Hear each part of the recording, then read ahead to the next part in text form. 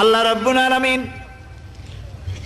কোরআনে কারীমের ভিতরে নবীজির নাম একটি বারের জন্য নাম ধরে তাকে ডাকেন নাই, বরং তিনি বলেছেন তোমরা পরস্পর পরস্পরকে যেভাবে নাম ধরে ডাকাডাকি করো আমার নবীকে সেভাবে নাম ধরে ডাকবে না। আল্লাহ নিষেধ করেছেন আমার নবীর নাম ধরে ডাকবে না।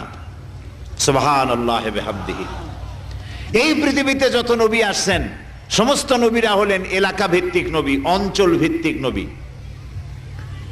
এক এক এলাকার, নূহ আলাইহিস সালাম এক এলাকার, মুসা আলাইহিস সালাম আলাক এলাকার, দাউদ আলাইহিস সালাম আরাক এলাকার, এরকম এলাকা ভাগ ভাগ করা।